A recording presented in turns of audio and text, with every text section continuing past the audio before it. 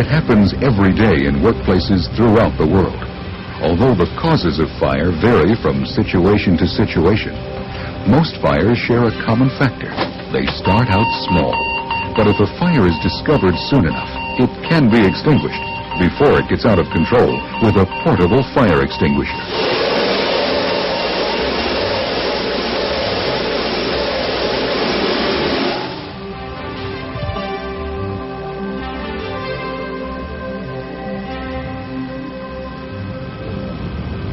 Portable fire extinguishers are a common sight in the workplace and are also standard equipment on fire engines and emergency vehicles. They're considered the first line of defense when a fire occurs. Yet to the untrained person, extinguishers may provide a false and potentially dangerous sense of security. Make no mistake, portable fire extinguishers are effective firefighting tools, but only if they're used properly and on the types of fires they've been designed for. Portable fire extinguishers come in a variety of sizes. Some weigh only 2.5 pounds. Others can weigh several hundred pounds. Yet the effectiveness of an extinguisher isn't just determined by its size. It's also determined by the training and knowledge of the person using it. There are several types of portable fire extinguishers. Each is designed to fight a specific class of fire and may not be effective on other types of fires. So, proper selection and placement of extinguishers is important. Some fires may not be easy to extinguish. Fighting large fires or fires in complex situations may require the use of protective clothing or specialized firefighting techniques. Before you attempt to extinguish the fire, it's important for you to know what type of fire you're dealing with, how to operate the extinguisher, and how to correctly put out the fire. Fire is a chemical chain reaction between fuel, heat, and oxygen. This relationship is known as the fire tetrahedron. If you interrupt the chemical chain reaction or take away any of the other three elements, you will put out the fire. This is what an extinguisher does. Fire can develop with any number of different fuels, and extinguishers for one type of fuel aren't always effective on other fuels. Fire is divided into 4 classifications, and extinguishers are available for each one. Class A fires involve wood, cloth, paper, rubber, and plastics. Water is often used to cool the fuel and extinguish the fire. Class B fires involve flammable or combustible liquids, gases, or grease. These fires require extinguishers like carbon dioxide, foam, dry chemical, or halon, which deprive the fire of oxygen or interfere with the chemical chain reaction. Class C fires involve energized electrical equipment that may present a shock hazard to someone attempting to extinguish the fire. Class D fires involve combustible metals such as magnesium or lithium. These fires require a dry powder which smothers the fire and doesn't react with the burning metal. Extinguishers suitable for these different fires are categorized in the same manner as the class of fire they work on. To help identify the proper extinguisher, 2 types of symbols have been developed. One set uses a letter and shape for each of the 4 classes of fire. The other set displays pictures which identify both the fires the extinguisher can be used on and the fires it cannot be used on.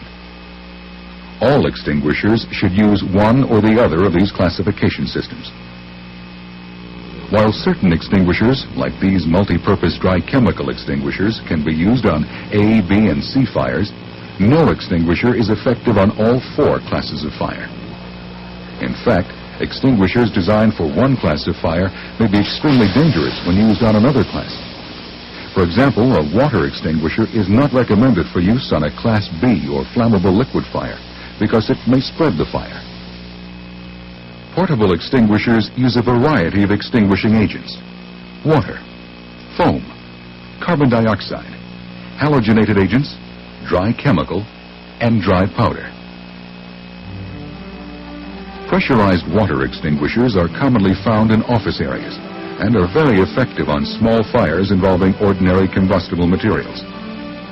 A water extinguisher weighs about 25 pounds, so it may be necessary to place it on the ground.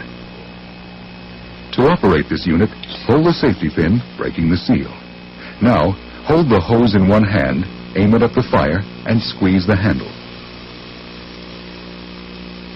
Water extinguishers may reach 30 to 40 feet away when first discharged. This allows you greater safety in approaching the fire. Aim the stream of water at the base of the fire and apply the water from side to side in a sweeping motion. As the water pressure drops off, you may need to move closer to the fire. Do so only if your initial efforts have been successful in slowing the fire.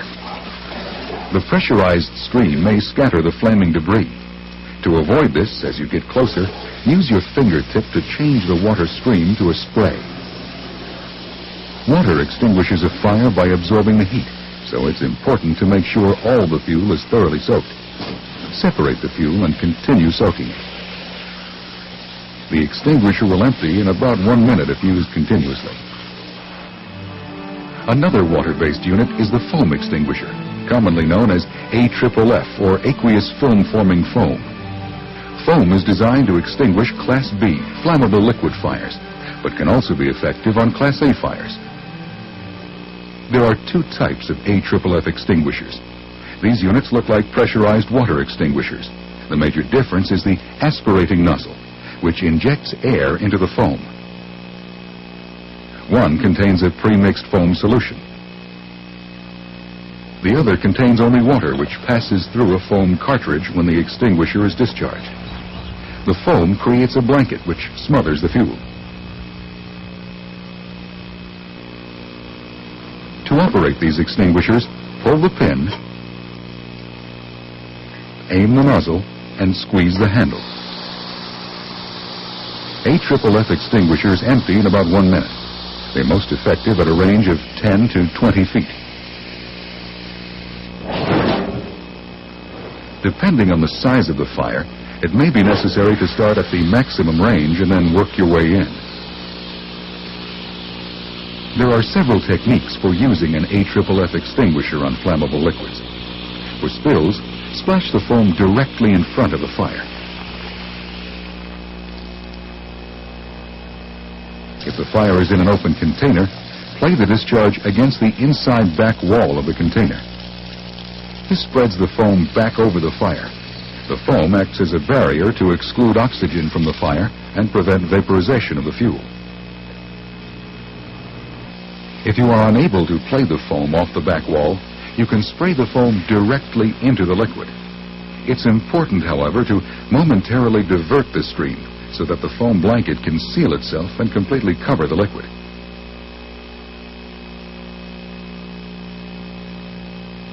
Another method for open container fires is to stand back and lob the foam so it falls over the fire. AFFF extinguishers are also used to prevent fires on flammable liquid spills. The foam blocks the release of vapors, preventing ignition. The next type of extinguisher uses carbon dioxide, or CO2, which is intended for Class B and C fires. The CO2 stops combustion by displacing oxygen in the air surrounding a fire. CO2 extinguishers come in two types. Smaller models have an attached horn, and larger units have detachable handheld horns. To operate the smaller unit, pull the release pin, raise the horn, aim, and squeeze the handle. CO2 should be applied as close to the base of the fire as possible. To operate the larger model, remove the pin, hold the horn by its hand grip, aim at the fire, and squeeze the handle. It's very important to remember not to grab the horn while operating these extinguishers. CO2 extinguishers emit a frigid gas, so the horn gets very cold. For fires involving electrical equipment, aim the discharge directly at the flames. Continue discharging the extinguisher to assure the fire is out and to prevent the fire from reigniting. De-energize the equipment as soon as possible to eliminate the electrical hazard. CO2 extinguishers have a limited range and are affected by wind and draft. Halogenated extinguishers are generally rated for Class B and C fires. However, some may have a Class A rating as well. Halon, like CO2, is a gas. To operate the extinguisher, remove the safety pin, aim the nozzle, and squeeze the handle. In some situations, it may be necessary to begin operating the extinguisher from the maximum range of 16 feet, and then move closer as the fire diminishes. Apply the agent at the near edge of the fire, and rapidly sweep from side to side toward the back of the fire. On Class B fires, halon is generally twice as effective and has twice the range of CO2. Like CO2, it will be affected by wind. The use of halon on fire may produce toxic byproducts, so these extinguishers should only be used in well-ventilated areas. Anyone operating a halon extinguisher should avoid breathing the gas. Another extinguisher is the dry chemical type. There are two kinds: ordinary dry chemical, which is effective on Class B and C fires, and multi-purpose dry chemical, which is effective on A, B, and C fires. Dry chemical extinguishers are available in two designs: cartridge-operated and stored pressure. To operate the cartridge type, remove the nozzle, which breaks the seal, push down on the cartridge puncturing lever, which pressurizes the extinguisher. Now, aim the nozzle and squeeze. Cartridge-type extinguishers have the discharge lever at the nozzle. To operate the stored pressure model, remove the safety pin, take the hose in one hand, aim it, and squeeze the lever with the other hand. Discharge from the maximum range and apply in a sweeping motion. It may be necessary to move in closer as the pressure drops, providing the agent has been initially effective in knocking down the fire. Multi-purpose dry chemical extinguishers are effective on Class A, B, and C fires. The agent tends to soften and stick when it comes in contact with hot surfaces. So, for Class A fires, it's important to thoroughly cover the burning embers to form a coating which isolates the fuel and prevents reignition. Multi-purpose dry chemicals do not penetrate the surface of ordinary combustibles. So it's important when the fire is out to break apart the material and continue to coat it.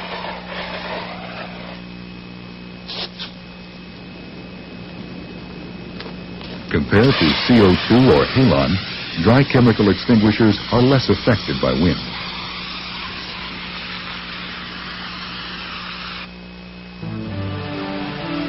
The final class of fire is Class D, combustible metal fires. These fires typically happen in machining areas.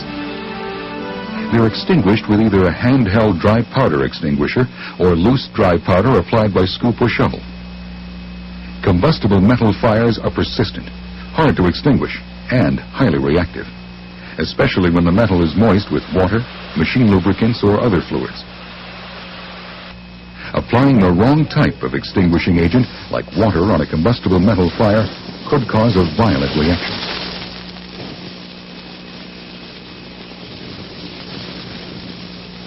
Remember, dry powder is not the same as dry chemical, and the two should not be confused.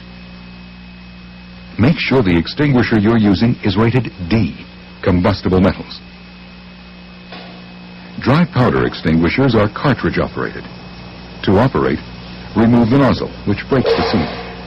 Push the cartridge puncture lever. Aim the nozzle and squeeze.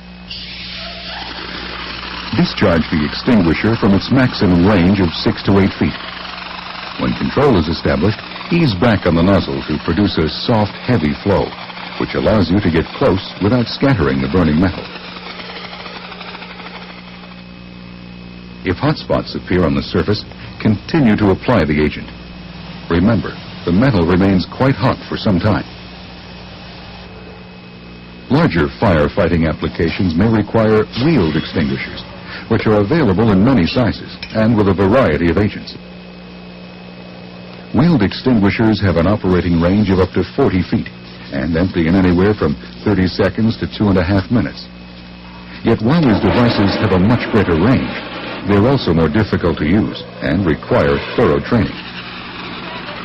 A fire large enough to require this type of extinguisher is dangerous. If you are not sure of your capability, or you don't know how to operate the extinguisher, leave the firefighting to trained firefighters. Regardless of the type of extinguisher used, it's imperative to recharge the extinguisher immediately after use, even if it's been only partially emptied. Recharging should always be done by a qualified person.